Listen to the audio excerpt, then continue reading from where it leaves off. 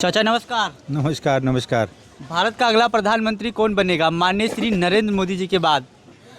देखिए अभी तो मेरे विचार में अभी उनको एक टर्म और प्रधानमंत्री रहना चाहिए, लेकिन आपका सवाल है कि उनके बाद, तो अगर वो 29 में रहते हैं तो उसके बाद मेरी समझ में टॉप 3 टॉप 2 लीडर्स के अंदर में माननीय अमित शाह जी हैं, माननीय योगी जी भी हैं। और ऐसा नहीं है कि यही 2 बीजेपी के अंदर में ऐसे नेता हैं जो देश को चला सकते हैं, और भी ऐसे बहुत सारे नेता हैं। लेकिन जो कार्यशैली है, जो देश की ज़रूरत है, और चाहे वो फाइनेंशियल सेक्टर को देखा जाए, चाहे वो सांप्रदायिक रूप से देखा जाए, चाहे वो धार्मिक रूप से देखा जाए, जो भारत की बहुसंख्यक आबादी की जो डिमांड हैं, जो उनकी इच्छाएं हैं, मुझे लगता है कि वही 2 या 4 नेता, 2-4 नेता हैं जो भारत के अंदर उसको पूरा कर सकते हैं। तो मेरी नज़र में ये है कि मैं चाहूँगा कि अगला प्रधानमंत्री तो नरेंद्र मोदी की छत्र छाया में ही लड़ा जाएगा। उनका जो चुनाव होगा 2029 का, उसके बाद मैं चाहूँगा कि चाहे वो अमित शाह जी आएँ, चाहे वो योगी जी आएँ। कोई एक राय बताइए, अपनी पर्सनल राय बताइए। बिल्कुल बिल्कुल बिल्कुल। देखिए, प्रधानमंत्री देश की गलियों और नालियों के सुधार के लिए नहीं बनाया जाता। ठीक है, जो प्रधानमंत्री का चुनाव जो किया जाता है, वो एक वैश्विक रूप पे जो समस्याएं होती हैं, देश के प्रति जितनी जिम्मेदारी होती है, ग्लोबल, हम उसको ये मानते हैं कि ग्लोबल रिफॉर्म, ग्लोबल जितनी भी ज़रूरतें होती हैं, जैसे अभी जो एक ताज़ा इशू चल रहा था अमेरिका के साथ में, ट्रेड वॉर जो चल रही थी, जिसके लिए कहा जा रहा था कि वो टैरिफ वो बहुत बढ़ा दिया गया है। तो जो हम लोग का जो ट्रेड होता था, FTA यानी फ्री ट्रेड एग्रीमेंट जो था, वो ख़त्म कर दिया गया या नहीं था, या एक उसके ऊपर में पहले 18% होता था या 5% होता था, वो 25% कर दिया, फिर इसके बाद फिर 50% कर दिया। लेकिन ये एक प्रधानमंत्री की कुशल नीति का ही नतीजा है कि FTA यूरोप के साथ में FTA करने के बाद अमेरिका दबे पैर नीचे गिरने की उसको लग गया कि अब मैं लड़खड़ा रहा हूँ कहीं पर, और मुझे अपने जो वचन है, जो भाई हमने टैरिफ लगाया है, वो अगर वापस ले नहीं लेते हैं तो जो भारत का जो व्यापार है वो यूरोप से ज़्यादा बढ़ जाएगा। तो क्या रहा कि एक प्रधानमंत्री की अच्छी सोच ये होती है कि वो वैश्विक रूप पे अपनी देश की प्राथमिकताओं को सबसे आगे रखे। जो लोग ये कहते हैं कि प्रधानमंत्री ये नहीं होना चाहिए, वो नहीं होना चाहिए, प्रधानमंत्री, मेरी नज़र में ये है कि नाली की जिम्मेदारी बनाने की जिम्मेदारी प्रधानमंत्री की नहीं है। नाली बनाने की जिम्मेदारी, और ये जो रोड बनाने की जिम्मेदारी, और जो पुल बनाने की जिम्मेदारी, और एक उसके लिए आपको वो दिया है ना, क्या कहते हैं, उनका वहाँ का मुख्यमंत्री दिया गया है, और मुख्यमंत्री के अंदर भी बहुत सारी चीज़ें हैं। तो जहाँ तक जो इसको जितनी नगर पालिकाओं में, जितनी पालिकाओं में डिवाइड किया गया है, तो हमारी कोशिश ये रहती है कि हम अपनी जिम्मेदारी के लिए रिस्पेक्टेड आदमी के पास जाएं। तो प्रधानमंत्री, जहां आपका सवाल था कि प्रधानमंत्री की जिम्मेदारी वैश्विक रूप में, वैश्विक परिप्रेक्ष्य में अपने देश के प्रति, चाहे वो किसी भी देश का प्रधानमंत्री हो, ये सोच होनी चाहिए कि वो अपने देश को फाइनेंशियली, और चाहे वो डिफेंस सेक्टर या एजुकेशन सेक्टर, उसमें बढ़ाने के लिए उसका ग्लोबलाइजेशन किया जाना चाहिए।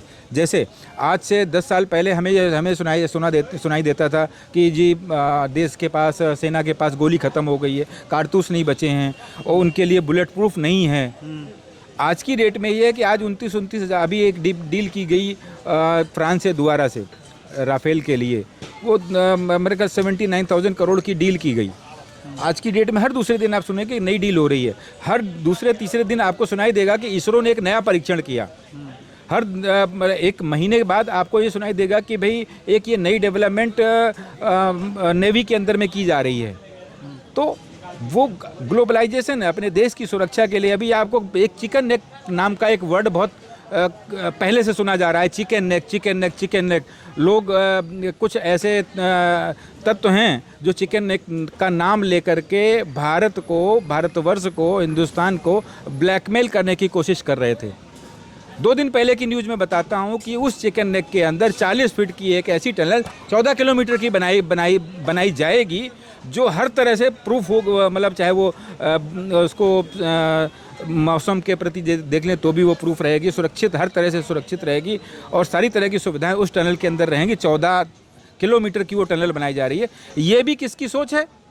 प्रधानमंत्री की सोच है, क्योंकि देश की सुरक्षा के प्रति उनकी जिम्मेदारी बनती है कि वो इस बड़े बड़े जो सुरक्षा चक्र को तोड़ने के लिए जो लोग बैठे हुए हैं उसके लिए वो काम करें। लेकिन कहीं नहीं कहीं देखा गया है कि भारत में बेरोजगारी का दर बढ़ा है और शिक्षा पे मोदी जी ने कुछ भी काम नहीं किया है। ठीक है, बेरोजगारी में देखिए हर एक व्यक्ति जो बेरोजगार है वो क्या चाहता है आज की डेट में? वो वाइट कॉलर जॉब सोच रहा है कि मुझे सरकारी ही नौकरी चाहिए। भैया क्यों सरकारी नौकरी चाहिए? आप प्राइवेट सेक्टर के अंदर में काम करो। I have started my career from pulling the rickshaw. मैंने अपना कैरियर रिक्शा चला करके स्टार्ट किया था। मैंने एक सिक्योरिटी गार्ड की नौकरी करी और आज भी मैं 14 कंपनी बदलने के बाद आज भी मैं एक प्राइवेट कंपनी के अंदर में एज ए जीएम मार्केटिंग हूँ। I am handling around 13 states. एक प्राइवेट कंपनी के अंदर काम कर रहा हूँ। मैं तो नहीं सोच रहा कि साहब मुझे सरकारी नौकरी चाहिए। मैं कैसे कहता हूँ कि मैं बेरोजगार हूँ? हालांकि आज से 10 साल पहले मेरी सैलरी बहुत कम थी, जिसमें मुझे घर का जीवन यापन कैसे तैसे करना पड़ रहा था, लेकिन मैं तो नहीं चिल्ला रहा था कि मुझे नौकरी चाहिए, मैं बेरोजगार हूँ। भाई बेरोजगार का मतलब ये होता है कि आप प्राइवेट कंपनी में काम नहीं करना चाहते। आज की डेट में आज की जो जनरेशन Z है, जो वो ये क्या कह रही है, उसके अंदर में 5% तो लोग हैं। यहाँ रोकना चाहूँगा आपको। देखा गया है कि जो लोग पढ़ाई किए, 12th पास आउट हुए, ग्रेजुएशन किए, उसके बाद उनके पास जॉब भी नहीं मिल रहा है, कहीं जॉब भी नहीं है, ना सरकारी नौकरी है। उनके लिए क्या कहना चाहिए? सरकारी नौकरी, आप वर्ड फिर से वही है, सरकारी नौकरी नहीं, आप कोई जॉब नहीं मिल रहा। हमारा एक दोस्त है, उसने 12th पास किया, उसने ग्रेजुएशन पूरा किया, उसके बाद फिर वो कहीं ना कहीं गारा मिट्टी कर रहा है, बेरोजगार घूम रहा है। नहीं, देखिए वो बेरोजगार वर्ड एक ऐसा है कि जिसको क्या होता है कि वो अपना जो सर्वाइवल स्टेटस को एक किसी अच्छे उससे कंपेयर करने लग जाता है। जैसे मैं किसी एक कंपनी में काम कर रहा हूँ, मेरा ही एक दोस्त दूसरी कंपनी में काम कर रहा है, उसकी तनख्वाह है 25 लाख सालाना का या 25 लाख का साल का पैकेज है, और मुझे अगर 10 लाख का पैकेज मिल रहा है तो मुझे लगता है यार ये क्या कहते हैं, मेरा दोस्त बहुत ज़्यादा कमा रहा है और हमें अच्छी जगह जॉब नहीं मिली हुई है। अब वो सोचता है कि भाई ऐसा ना हो कि अगले दिन ही हमको बहुत अच्छी जॉब मिल जाए या सब। उसकी जो प्रायोरिटी है उसने अपनी सेट कर दी है। अगर आप ये जो ई रिक्शा चला रहे हैं या जो छोटे मोटे जो अपने व्यक्तिगत रूप में एक दुकान खोल के बैठे हुए हैं कि गैस रिफिलिंग कर रहे हैं या ये कर रहे हैं, वो भी एक रोज़गार टाइप का होता है। बाकी रही इस तरह की जो गांव के प्रति जिम्मेदारी सरकार की, और सरकार के लिए जैसे नरेगा की जगह मनरेगा को उन्होंने कुछ अभी उसके अंदर कुछ चेंजेस किए। जो लोग रिक्शा चला रहे हैं वो लोग रोजगार है, वो रोजगार है, रिक्शा चला रहे हैं। रिक्शा रोजगार नहीं, रोजगार का मतलब ये है कि अगर उनके पास कुछ नहीं मिल रहा तो लेकिन वो रिक्शा चला रहे, ये नहीं कह रहे कि मैं बेरोजगार हूँ। आप बताइए मेरे को, कोई व्यवसाय चला रहा है ना, अपना घर चलाने के लिए रिक्शा चला रहा है, उसकी मजबूरी है यहाँ पर। तो जो व्यक्ति ये कह सकता है कि जी मेरे को कुछ मिल ही नहीं रहा है, नौकरी नहीं मिल रही है, भाई नौकरी नहीं मिल रही है, मेरे को पता, मैं अपना बताता हूँ ना कि मुझे नौकरी नहीं मिल रही थी जब तो मैं प्राइवेट एक थिएटर के अंदर में जो थिएटर पुराने टाइम में मशीन जो है ना ऐसे हाथ से चलाई जाती थी, तो मैं जहाँ रहता तो उसके बगल में जब मैं रिक्शा चलाता था, रिक्शा भी 14 रुपये एक दिन का किराया लगता था और हमने एक जमानत गिर दिया था। रिक्शा भी चलाता तो उसके बगल वाले घर में वो बसंत थिएटर के अंदर में मैनेजर था। उसने कहा कि तुम आप जा करके इसको मशीन भी चलाना सीखो और साथ ही साथ पकोड़े भी बनाना सीखो। तो मैं पकोड़े भी बनाता था और मशीन भी सीखता था। लेटर ऑन उसकी एक नई थिएटर आया जिसके अंदर में हम वहाँ पर एज ए मशीन ऑपरेटर गए। तो इसका मतलब ये नहीं हुआ कि हमको कहीं पर काम नहीं मिल रहा है या हमें अपनी मतलब का काम नहीं मिल रहा है तो हम ये चिल्लाना चालू कर दें कि हम बेरोजगार। मतलब रोजगार का मतलब है चाहे सरकारी नौकरी हो ना हो, प्राइवेट जॉब भी कर रहे तो आप बेरोजगार नहीं है। कैसे कह सकते हैं? रोजगार है ना हमारे पास। हमको भी कंपनी में काम कर रहे हैं, कंपनी हमको सरकारी नौकरी से अच्छी तनख्वाह दे रही है, जबकि हमने अपना कैरियर रिक्शा चलाने से स्टार्ट किया था। और मैं सिंपली 12 पास हूँ, मैं केवल 12वीं पास हूँ। ना आज तक मैंने कोई कंप्यूटर इंजीनियरिंग करी, ना मेरे को आज तक कोई किसी ने टाइपिंग सिखाई, ना आज तक मैंने कोई इंजीनियरिंग करी। 12वीं क्लास में जितना हमने साइन थीटा कॉस थीटा पढ़ा उसी के बेस पर उसका भी आज यूज नहीं है। मैं अपनी मैं मार्केटिंग में एज ए GM हूँ और मार्केटिंग की M नहीं आता मुझे, लेकिन गढ़ा हुआ, जैसे कहते हैं पढ़ा हुआ, MBA की डिग्री होनी चाहिए, BBA की डिग्री होनी चाहिए, लेकिन मैं पढ़ा हुआ नहीं हूँ, मैं गढ़ा हुआ हूँ क्योंकि मेरे को 21 साल मार्केटिंग में हो चुका है। तो मतलब आप प्रधानमंत्री के रूप में टॉप 3 में अमित शाह हो गए, योगी जी हो गए, किसको देखना चाहेंगे? देखिए मैं दोनों में से दोनों को भी देख सकता हूँ और हेमंत बिस्वा शर्मा को भी मैं नकार नहीं सकता। हाँ। हेमंत बिस्वा शर्मा को मैं नकार नहीं सकता, और नितिन गडकरी जी भी क्यू में हैं। तो मैंने अभी इसके पहले भी आपको ये बताया था कि ऐसा नहीं है कि केवल यही दो नेता हैं जो प्रधानमंत्री की पर्सनल राय बताइए, कोई जिसको आप देखना चाहते हैं। पर्सनल राय मेरी है कि माननीय योगी जी को मैं आगे हिंदू राष्ट्र के रूप में देखने के लिए उनको आगे उनका नाम प्रपोज करता हूँ। हिंदू राष्ट्र को देखने के लिए। हिंदू राष्ट्र को हिंदू राष्ट्र कैसे बन सकता है? भारत का संविधान है, उसमें संविधान में लिखा गया है कि यहाँ सभी धर्मों का रहना है, तो कैसे हिंदू राष्ट्र बन सकता है? जैसे क्या होता है कि एक प्रोपोगेंडा, जिस वक्त भारत पाकिस्तान का विभाजन हुआ था, उस वक्त एक एजेंडे को लेके विभाजन हुआ था। वो एजेंडा पूरा नहीं किया, इंटेंशनली ये इस तरह से किया गया कि हमें, जैसे जब ये हुआ था कि जातिगत आधार पर विभाजन हुआ, भारत और पाकिस्तान जब बने, ठीक, लेकिन कुछ ऐसी सोच के तत्व जो ये ना सोच करके कि मुझे कहा गया है कि वहाँ जाएं, लेकिन हम वहाँ नहीं जाएंगे, हम यहीं रहना चाहते हैं। भारत एक सांप्रदायिक देश होने की वजह से यहाँ पर विविध तरह की, हर तरह की जातियों के लोग रहते थे। उन्होंने सोचा नहीं कि हम यहीं रहते हैं, और भारत में ऐसा किसी ने ऑब्जेक्शन नहीं किया कि भाई नहीं, लट लेकर के आप जाइए।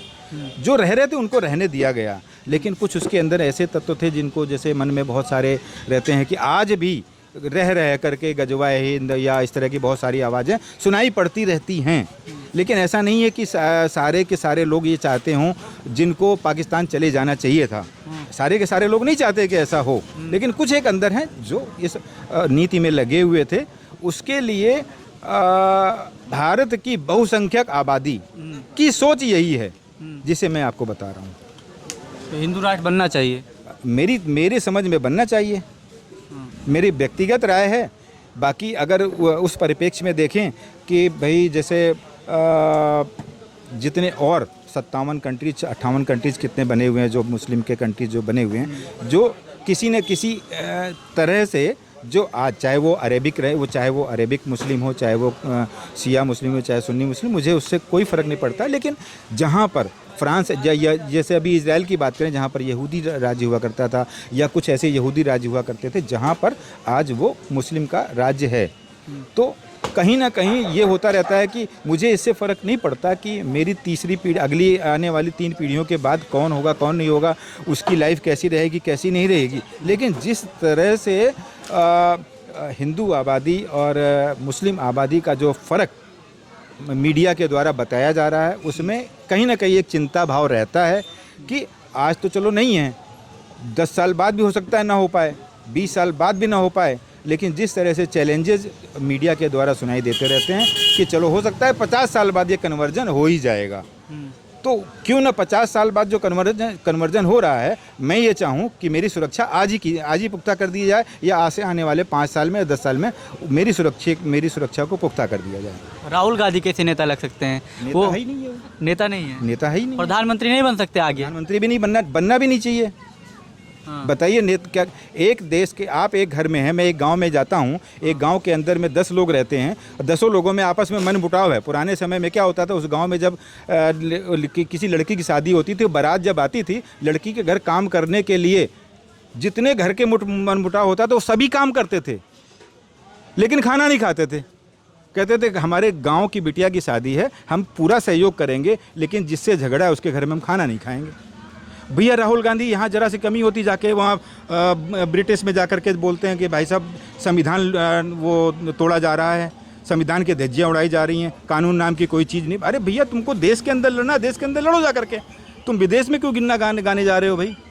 मैं बताता हूँ, मेरे परिवार के अंदर भी कुछ भी बात होती है तो परिवार के अंदर में परिवार की बात को सुधारने के लिए परिवार के लोग ही बैठते हैं, या 2-4, ऐसा तो नहीं मैं जा कर के क्या कहते हैं अपने कंपनी में अपनी एमडी साहब से अपने डायरेक्टर साहब को बोलूं साहब हमारे घर में झगड़ा हो गया है, तो 4 लोग और जो कंपनी के एम्प्लॉय वो भी सुनेंगे। हम ये नहीं चाहते कि हमारी कमियां, हमारे झगड़े, हमारे जो भी हैं वो हमारा दूसरा जूनियर भी सुने और वाइस प्रेसिडेंट भी सुने। हम अपने झगड़े को अपने घर के अंदर सुलझाएंगे ना, हम अपने डायरेक्टर के सामने नहीं लेके जाएंगे।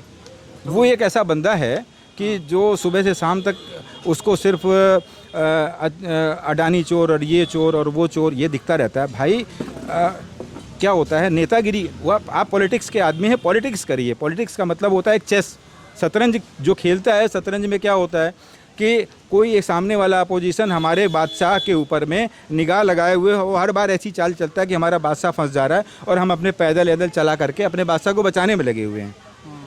आप क्यों ऐसा करो ना कि आप उसके बादशाह के ऊपर में निशाना लगाइए जा करके, लेकिन ये नहीं है कि जा करके देश के बाहर जा करके ये टूल किट चलाइए और जो 2-4 ऐसे जो क्या कहते हैं उनके जो कांग्रेस के नाम पर उन्होंने एक अपना वो बना रखा है, जिनकी ऑफिसेज बाहर हैं, वो वहाँ से ऑपरेट बरा कर रहे हैं कि ऐसा है कि नहीं ये एजेंडा चलना ही चाहिए, अच्छा ये एजेंडा चलनी चाहिए, अच्छा ये उन्हीं के नेता राहुल गांधी के नेता ही राहुल गांधी को नेता नहीं मानते। और बताइए, अभी लेटेस्ट लीजिए शकील अहमद का ले लीजिए बयान, और भी 3-4 नेताओं ने जो ऐसी रहे जिन्होंने वो बातें कुछ कहीं राहुल गांधी के खिलाफ कि भाई राहुल गांधी तो मतलब नेता ही नहीं है, उनको तो ऐसा नहीं सोचना चाहिए। उन्हीं के राज्य के अंदर उन्हीं के सहयोग से जम्मू कश्मीर के अंदर बनी राज्य जो वो बनी हुई है, सरकार बनी हुई है, वही सरकार राहुल गांधी के लिए, राहुल गांधी जो चुनाव आयोग के ऊपर आरोप लगाते हैं, तो वही उनकी जहाँ जम्मू कश्मीर की सरकार है वो कहती है कि नहीं हम इस बात से सहमत नहीं हैं, क्योंकि वो जीत करके आए हैं।